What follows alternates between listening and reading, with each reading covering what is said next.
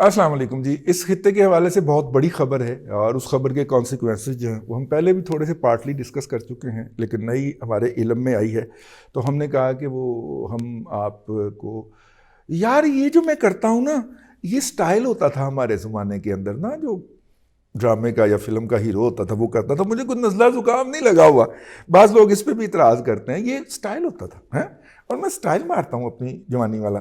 तो आप लोग ज़रा जो है ना इसके ऊपर मुझे गालम गलोच ना किया करें, इस बात के ऊपर ना ताने मैंने दिया करें। खैर एनी हाउ, वो जी जो है वो अहम खबर है इस खित्ते के हवाले से। अगर हम बात करें, जो बाइडन पायन जो है ना, जो बाइडन साहब सदर अमेरिका नौ मुंतखब, उन्होंने कहा है कि सऊदिया से आइंदा मेरी जो भी ऑफिशियल इंटरेक्शन होगा वो MBS से नहीं होगा, इब्ने सलमान से नहीं होगा, ठीक है। वो मैं शाह से किया करूँगा और सलमान साहब की जो भी कैफियत है या जो भी हालत है या जिस तरह भी उनको मशीनों पे ज़िंदा रखा गया हुआ है, मैं उनसे इंटरेक्ट करूँगा, मैं इस बच्चे से नहीं कर सकता इंटरेक्ट। ये एक बहुत बड़ी ह्यूमिलिएशन है जी। अगर आप इस खबर को इस खबर के साथ मिला के पढ़ें कि उन्होंने जमाल खशोगी के कत्ल की जो रिपोर्ट है उसको भी मंजर आम पे लाने का फैसला किया हुआ है, तो इस वक्त MBS तो बाकायदा पैम्पर बांध के फिर रहा है ठीक है, समझ अगर MBS तो बाकायदा उसको जो कुछ हो गया है उसके बाद डायरिया जो हुआ है उसके बाद वो बाकायदा पैम्पर बांध के फिर रहा है। और वजह उसकी ये है कि मिलने से उसने कहा जी किसी ऑफिशियल मीटिंग के अंदर ना उसको इनवाइट किया जाए ना घुसने दिया जाए, मेरी और सऊदी लीडरशिप की मीटिंग के अंदर। इसका मतलब क्या है? इसका मतलब ये है कि उन्होंने आते ही इस बात को डिक्लेयर कर दिया है कि वो MBS को जायज़ क्राउन प्रिंस या वली अहद या आइंदा जो है वो बादशाहत का हकदार नहीं मानते। ये सिंबलाइजेशन होती है ना, ये सिंबल्स होते हैं ना, तो वो नहीं मानते। अच्छा, तो फिर वो जो खातून जिसके तमाम बच्चों ने बादशाह बनना था उनके तो आखिरी चश्मो चिराग हैं ये बच्चे जो जिंदा हैं, सलमान साहब MBS के वालिद साहब, ठीक है। तो अगर ये आखिरी हैं तो उसके बाद जब ये इक़्तिदार नई नस्ल में जाना है तो इसके लिए कुछ पैरामीटर्स तय होने। इसका मतलब है कि अमेरिकन जो हैं वो एक पंडोरास बॉक्स खोल के सऊदी अरब की पूरी पॉलिटिक्स को अपने कंट्रोल में करना चाह रहे हैं कि जिसको हम चाहेंगे वो बादशाह बनेगा और जिसको हम चाहेंगे वो नहीं बनेगा, ठीक।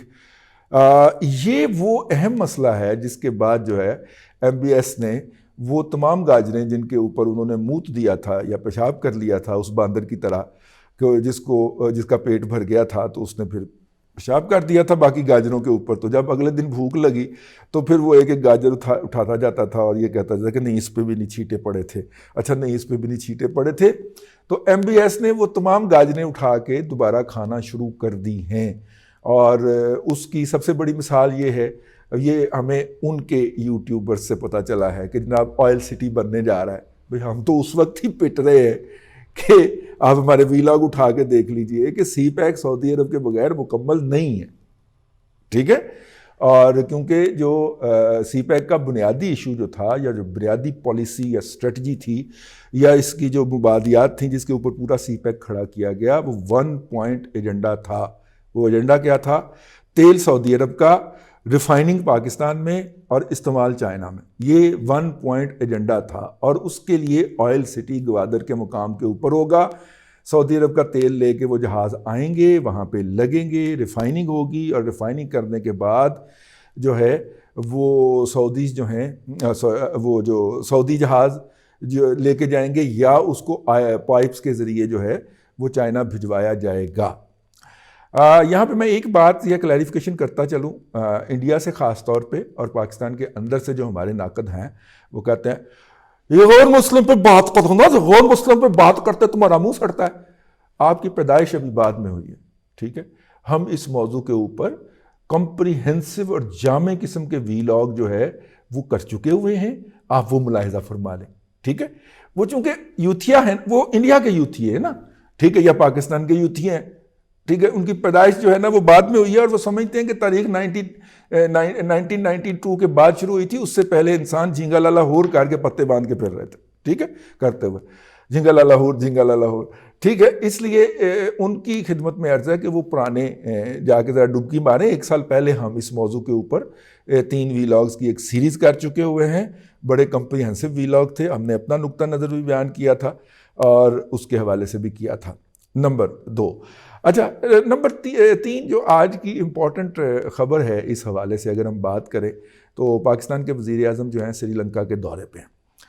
श्रीलंका जो है वो एंटी इंडिया ब्लॉक में रहा है, ख़ास तौर पे उसके बाद जब से कि भारत ने अपनी फ़ौजें जो हैं वो तामल की मुखालफत में या हमायत का कह के उतारी थी, जो वहाँ पे फिर वो जो है वो हुआ था, हमला हुआ था। और वो जो हम वहाँ पे तामल के ख़िलाफ़ इन्होंने अपनी फ़ौजें उतार दी थी और उन फ़ौजों के उतरने के बाद जो है वो फिर अगर आपको पता हो, याद हो, तो वो दौरे पे गए थे राजीव गांधी साहब, तो उनके सर के ऊपर बंदूक मारी थी उनके एक फ़ौजी ने। ठीक है, और फिर तामलों ने उनको उड़ाया भी, तामलों ने उनको उड़ाया भी इस बुनियाद पे था। वो मैं किताब देख रहा हूँ जी नीचे, वो मैं आज आपको फिर याद दिला दूँ, जिसके अंदर वो पूरी दास्तान लिखी हुई है कि वो जो नहीं मिल पा रही, नहीं नज़र पड़ रही। ठीक है, वो मैंने पूरी किताब लिखी हुई है, वो किताब है जी हमारे दोस्त की, जिसके अंदर वो पूरी वारदात के वो खातून जिसने खुद कुछ हमला किया था उनको जो है सोरगबाशी करने के लिए वो जो था वो उसकी तैयारी कैसे करवाई थी, उसको ज़हनी तौर पे कैसे तैयार किया था, उसका जो था वो क्या था सिलसिला।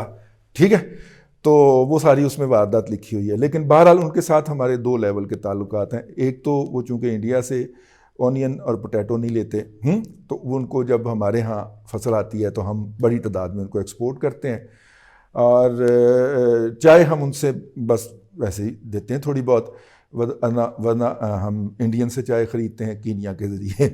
ठीक है, वहाँ पे भी जो जितने भी बागात हैं कीनिया में चाय के, वो इंडियन निजात लोगों के ही है ना जी, और अल्टीमेटली उनका जो है वो रेवेन्यू उधर ही जाता है।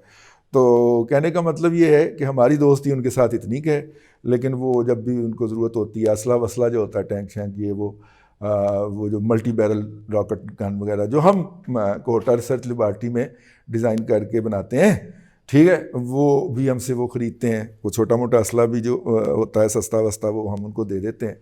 और तामल की लड़ाई के अंदर भी हमने उनका हेल्प किया था। इसलिए वहाँ पे जनरल रिटायर्ड साद खटक साहब जो हैं, जो कि नौशहरा के रहने वाले हैं और परवेज़ खटक के सियासी मुखालफ हैं, ये उनको वहाँ पे सफ़ीर लगाया गया हुआ है। तो जनरल रिटायर्ड साद खटक साहब जो हैं, वो आजकल अपने नाम के साथ एम्बेसडर साद खटक लिखते हैं, लेकिन जनरल रिटायर्ड साद खटक साहब जो हैं, उनकी मौजूदगी में उन्होंने कुछ MOU साइन किए हैं। हम इंतज़ार कर रहे थे कि कोई जो है वो उसके अंदर कोई सॉलिड चीज़ सामने आए। अपने प्रोग्राम दादा पोता शो में इसको डिटेल में डिस्कस करेंगे, लेकिन कोई नया एग्रीमेंट सामने नहीं आया। बाहमी दिलचस्पी के 2 तरफ़ा अमूर के ऊपर 2-3 MOU भी साइन हुए हैं, और इसके अलावा प्राइम मिनिस्टर ने यह भी ज़ोर दिया है कि हमने तजारती जो ताल्लुकात हैं उनको बढ़ोतरी देनी है, बढ़ाना है। मसला ये है कि श्रीलंका जो है वो पूरे सार्क कंट्रीज़ के अंदर वाहिद मुल्क है जिसके साथ हमारा फ्री ट्रेड एग्रीमेंट है। हमारा तो अफ़गानिस्तान के साथ फ्री ट्रेड एग्रीमेंट नहीं है, ठीक है, हमारा तो ईरान के साथ फ्री ट्रेड एग्रीमेंट नहीं है, लेकिन श्रीलंका के साथ हमारा फ्री ट्रेड एग्रीमेंट है। तो आपको याद है ना, ये पहले से बनी हुई इफ्तिताह हुई चीज़ों का इफ्तिताह करता है। तो जो जिसके साथ हमारा FTA मौजूद है उसके साथ तजारत की बढ़ोतरी के लिए मज़ीद इक़दाम करेंगे। सुबहान अल्लाह, सुबहान अल्लाह, क्या कमाल की बात है। अमली तौर पे देखा जाए तो पाकिस्तान जिसको ज़र मुबादला की ज़रूरत है वो नहीं है। श्रीलंका की कोलंबो पोर्ट जो है वो उन चंद एक मदूदे पोर्ट्स के अंदर है जहाँ पे पाकिस्तानियों को अराइवल पे वीज़ा मिलता है। तो जब से आंखें फेरी हैं UAE के महबूबों ने, तो उसके बाद वो काम जो हम UAE के ज़रिए किया करते थे, अब उसके लिए थोड़ा सा कोलंबो को देखा जा रहा है, ठीक है, कि वो काम कोलंबो के ज़रिए होंगे। वो पैसे की आमद जामद है, समझा कर, ठीक हो गया। तो ये है बात, ज़्यादा डिटेल में बात नहीं करनी। वो बुरा मनाते हैं, बुरा तो वैसे वो इस चीज़ का भी मनाते हैं, लेकिन वो ज़रा हम कोलंबो को छान पटक कर रहे हैं। तो हमारी इत्तला के मुताबिक जो थे इस काम के लिए भेजे गए थे। ठीक है, चल बाकी बातें समझ जाइएगा। आपके लिए इतना ही। आप हमें फीडबैक देना चाहें तो नीचे हमारा ईमेल एड्रेस लिखा हुआ है। डर बड़ा लगता है, पेट च टांके लगे हुए ने, भावें शुमाली इलाका जात में ठंड खत्म हो गई है लेकिन डर बहुत लगता है भाई। तो जो बच बचा के हाँ जो बात कही जा सकती है वो कह दी है हमने, और समझने वाले समझ भी रहे हैं।